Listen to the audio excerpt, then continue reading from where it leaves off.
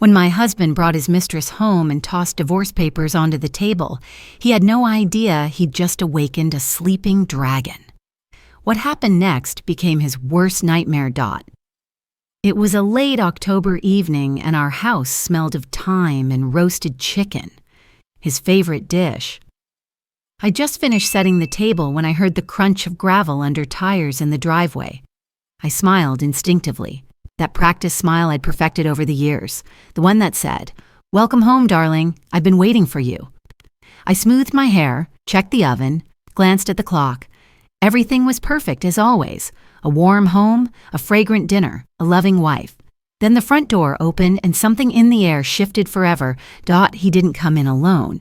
Beside him was her, tall, elegant, in expensive heels that clicked across my hardwood floor like she owned the place. My heart sank to my stomach before my brain could process what was happening.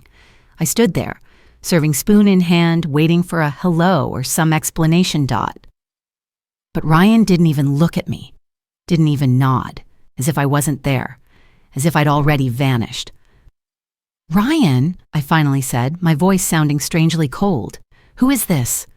He smiled then. And that smile. God, that smile was rehearsed. Cruel and cynical. "This is Victoria," he said casually, like he was introducing a colleague, "my lawyer, and my future wife." The words hit me like a physical blow. My breath caught somewhere between my ribs, and he just tossed a stack of papers onto the kitchen table right next to the beautifully set dinner and headed for the door. "Wait!" I shouted, finally snapping out of it. "What is this? Ryan, talk to me." He turned, and there was something in his eyes I'd never seen before. Complete indifference. "It means our marriage is over, Julia," he said. "I've filed for divorce. Sign the papers, and let's end this civilly." Civilly? I couldn't believe what I was hearing. "You bring your mistress into our home and tell me to be civil?" Victoria stepped forward, her voice icy. "Mrs. Davis, let's not make a scene. It'll only complicate things for everyone." I looked at her. This woman in a designer suit, standing in my living room telling me how to behave. "A scene?" I repeated slowly. "You call this a scene? My husband of 15 years announces a divorce through his lawyer girlfriend?" Ryan sighed impatiently. "Julia, don't be dramatic. We both know this marriage has been dead for years. I'm just making it official." Dead? I felt rage rising inside me. "Dead for who, Ryan? For you? Because I thought we were still a family." "You were delusional," he said coldly. "I can't keep pretending to be happy. Victoria understands me. She shares my ambitions. And what have I been doing all these years?" My voice trembled with fury. "Who supported you when you lost your job? Who moved across the country for your career? Who gave up her own dreams so you could build your business?" "That was your choice," Ryan shrugged. "No one forced you." Victoria placed a possessive hand on his shoulder, a gesture that made me clench my fists. "Ryan, we should go," she said. "We have dinner with the Miltons at 8. Dinner with the Miltons, the same night he tore our family apart, while I was cooking his favorite meal, thinking we'd have a quiet evening at home. "Go," I said quietly. "Go to your dinner. But don't think I'll just sign those papers and disappear." Ryan paused at the door. "Julia, don't make this harder than it needs to be. You don't have a choice." "I always have a choice," I replied, steel in my voice, "and my choice is to fight for what's mine." He laughed, a short, condescending chuckle. "Fight for what? You have no job, no money, no connections. You've been a housewife for 15 years. What can you possibly do?" Victoria gave me a smile that was meant to look sympathetic but dripped with venom. "Julia, trust me, it's better not to drag this out. Ryan will provide for you modestly but adequately." "Modestly?" I nearly choked on the word. "This is my home, our home. I've put as much into it as he has." "Legally, everything's in my name," Ryan said calmly. "The house, the business, the accounts. You'll get what the law allows, enough for a decent life." And then they left. Just turned and walked out, leaving me standing in the kitchen with divorce papers in my hands. The door slammed, and I heard the car engine start, driving away with my old life. I sank into a chair and stared at the papers, My hands trembled, not from fear but from rage. Pure, crystalline rage that slowly filled the emptiness inside me. 15 years. 15 years, I'd been the perfect wife. I followed him across the country, supported his career, sacrificed my own dreams. I was a lawyer before we married, a good one. I had my own practice, clients, a reputation, but when Ryan got a job offer in Chicago, I sold my firm and went with him. Temporarily, he'd said, just until I'm settled. Temporary stretched into 15 years. I became the perfect executive's wife, the hostess, the arm candy at corporate events, and slowly I forgot who I used to be. But now, I remembered. And that changed everything. I didn't sleep that night. I sat at the kitchen table staring at the untouched dinner and those cursed papers. Memories flashed through my mind. Our wedding, our first apartment, his promotions, the moves, the sacrifices I made over and over. And all that time, he was planning to leave. Not yesterday, not last week. Months, maybe years.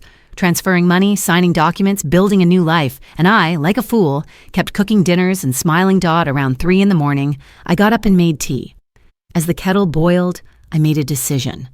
Not an emotional one, but cold and calculated.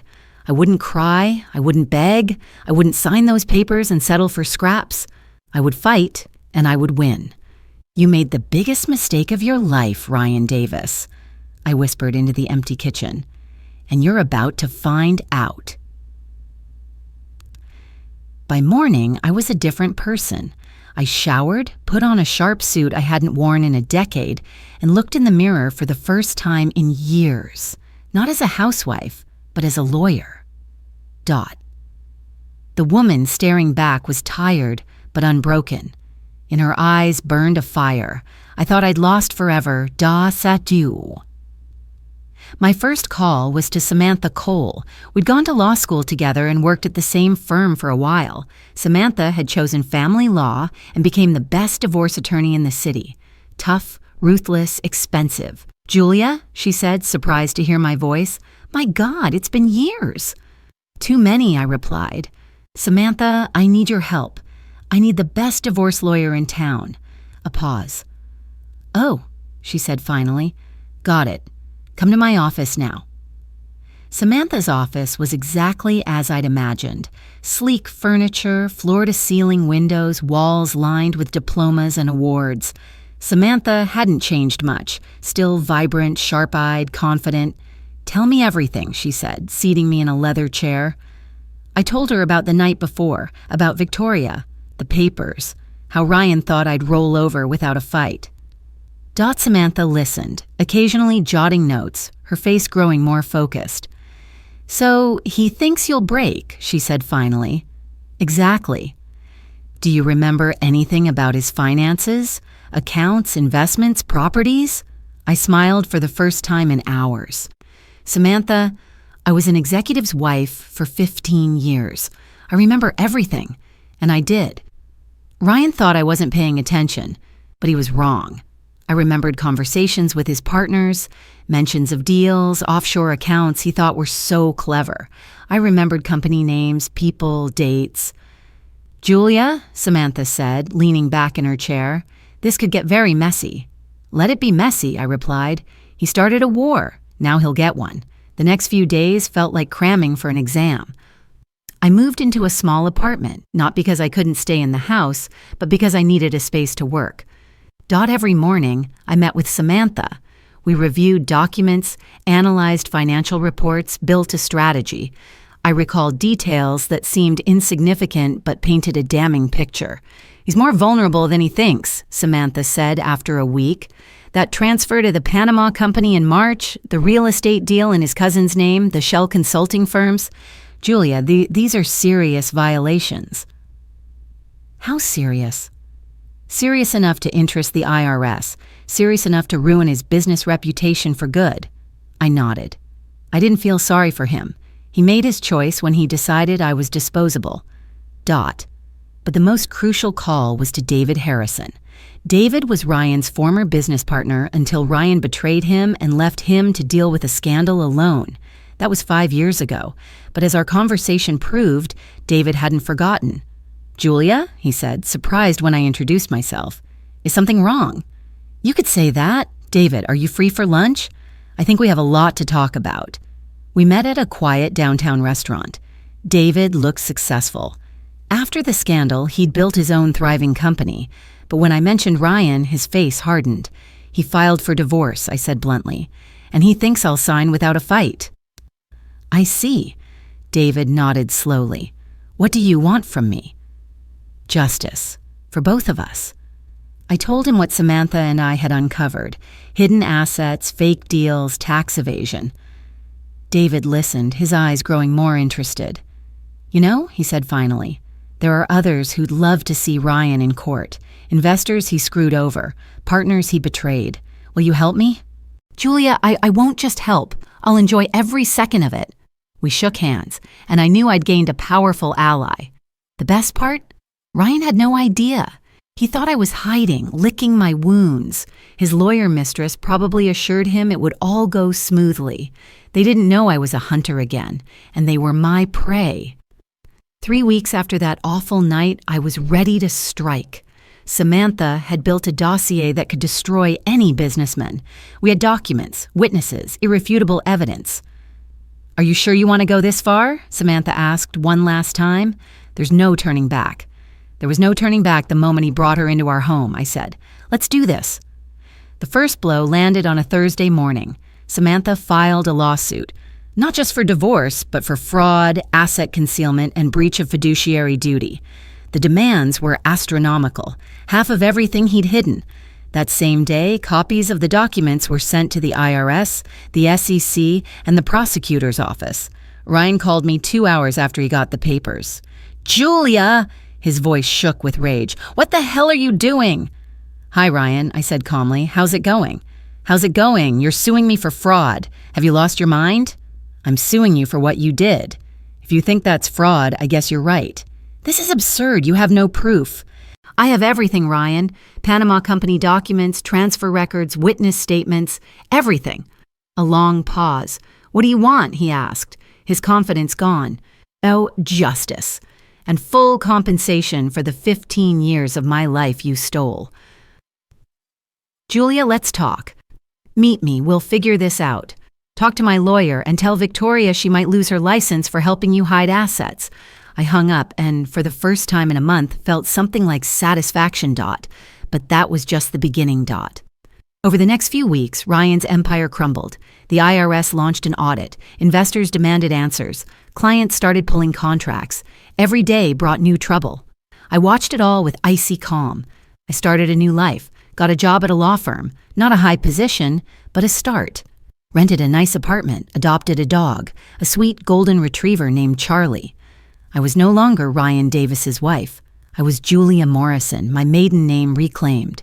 And this woman was far stronger than the one who gave up her career for someone else's ambition 15 years ago. The trial was set for December. A week before, Victoria called Samantha, asking for a meeting. "They want to settle out of court," Samantha told me. "What's the offer?" "Generous, very generous. The house, half the business, alimony." I thought for a moment. "No." "Julia, it's a good deal." "No, Samantha, this isn't just about money. It's about him facing consequences for what he did, to me, to investors, to everyone." "You're sure?" "Absolutely." The trial day was gray and rainy. I arrived half an hour early, dressed in a sharp black suit and white blouse. I looked like the lawyer I once was. Ryan showed up with Victoria, and I barely recognized him. He'd lost weight, looked haggard, older than his years. Victoria stayed close, but her nervousness was obvious. When our eyes met, I didn't look away. I just stared at him, calm and detached, like he was a stranger. The judge was an older man with a stern face. He reviewed the documents, heard witness testimonies, examined the evidence. Samantha was brilliant.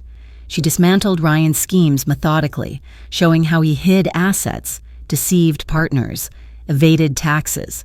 Every claim was backed by documents, every statement by witnesses. Victoria tried to defend him, but she had no answer to the facts. Ryan sat silently, shrinking in his chair. At one point, the judge addressed me directly. Miss Morrison, are you aware that your demands could bankrupt the defendant? I stood and looked him in the eye. Your Honor, I understand.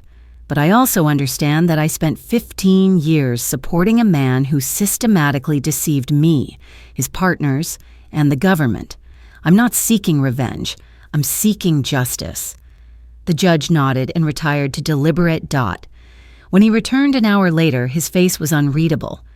In the case of Morrison versus Davis, he began, the court rules as follows. I got everything.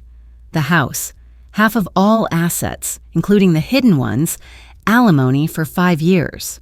But most importantly, the judge referred the tax violations to the prosecutor's office. Ryan sat stunned. Victoria whispered something to him, but he didn't listen. He stared at me like I was a ghost dot. Maybe I was. He thought he'd buried the old Julia, the compliant, dependent one. Instead, he'd resurrected the woman he met at the start. Strong, smart, relentless Dot. After the trial, I stepped outside and breathed in the cold December air. Samantha hugged me. You did it, Julia. You won. No, I said, looking at the gray sky. I didn't win. I just took back what was rightfully mine. In the months that followed, Ryan's business collapsed entirely. The prosecutor's office charged him with tax evasion and fraud. Victoria broke off their engagement as soon as her own reputation was at risk. I didn't rejoice in his downfall. I just moved on. I returned to practicing law full-time, bought a new house, made new friends. Charlie was the perfect companion, loyal, devoted, incapable of betrayal. Some evenings, I sat by the fireplace with a glass of wine, reflecting on how my life had changed. A year ago, I was an unhappy housewife, living in an illusion of a happy marriage. Now, I was a successful lawyer, an independent woman, the master of my own fate. Ryan tried to contact me a few times, first through mutual friends, then directly. His messages grew increasingly desperate. Julia, I know I was wrong. Can we talk? I'm sorry. I made a terrible mistake. I've lost everything. Please give me a chance to explain.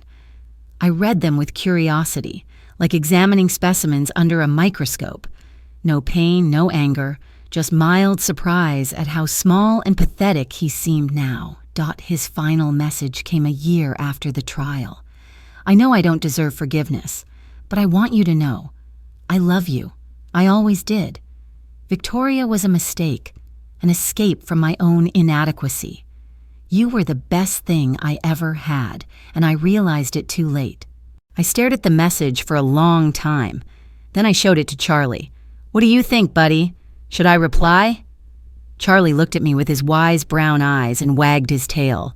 I scratched his ear. You're right. It's not worth it. I deleted the message without responding. Some chapters of life need to close for good. No epilogues. No afterwards. That evening, I stood at the window of my new home, watching the city lights, thinking about the future. I had plans, new cases, maybe a partnership at the firm where I worked. Samantha had hinted at expanding her practice. But most importantly, I had freedom. Freedom to be myself, to make my own choices, to build a life on my terms. A knock at the door interrupted my thoughts. Charlie bounded to the entrance, tail wagging. I glanced at the clock, nearly 10 at night. Who could be visiting this late? Through the peephole, I saw a young woman, about 30, with disheveled hair and tear-streaked eyes. She shifted nervously, clutching her purse. Sorry for coming so late, she said when I opened the door. Are you Julia Morrison, the lawyer? Yes, that's me. And you are? My name's Emily Chen. I heard about your case with Ryan Davis, how you handled him. I invited her in and made tea. Emily told me her story, one that felt painfully familiar. A businessman husband who'd suddenly filed for divorce, hiding assets overseas and leaving her with nothing. His lawyer insisted resistance was pointless. Everyone says I should take the settlement, Emily sobbed, that I don't stand a chance. But I know he's hiding money. I've seen documents, overheard calls. And what do you want from me, I asked, though I already knew. Help me. Teach me to fight. I'll do anything. I just don't want to be a victim. I looked at this frightened but unbroken woman and saw myself 2 years ago. Only she had a chance to get help right away without facing the humiliation alone. Okay, I said, but I'm warning you. It won't be easy, and it'll get messy. Emily nodded. He started it. Let him get what he deserves. That was the start of a new chapter in my life. I didn't just return to law. I found my calling, helping women betrayed by those they trusted most. Emily's case was tough, but we won. Then came Maria, a young mother of 2, abandoned for a secretary. Then Anna, whose husband hid a second business for 30 years. With each case, my reputation grew. They called me the angry wives lawyer, and I wore the title with pride. Men feared my name. Women came to me as their last hope. 3 years after the divorce, I opened my own firm, Morrison and Partners. The office was downtown with panoramic windows and modern furniture. On the wall hung the diploma of Julia Morrison, a lawyer who never gives up. On opening day, Samantha brought a bottle of champagne. To new beginnings, she said, raising her glass. To justice, I replied. We drank, standing by the windows with a view of the city. Somewhere out there was Ryan, former Ryan Davis. I'd heard he was working as an insurance agent in the suburbs, living in a rented apartment, still paying off debts. Victoria had long forgotten him and married a judge. Do you ever regret what you did? Samantha asked. I thought for a moment. I only regret one thing, spending 15 years on a man who wasn't worth it. But everything else?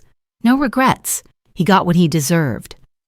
What about new relationships? I smiled. Maybe someday, but right now I have everything I need.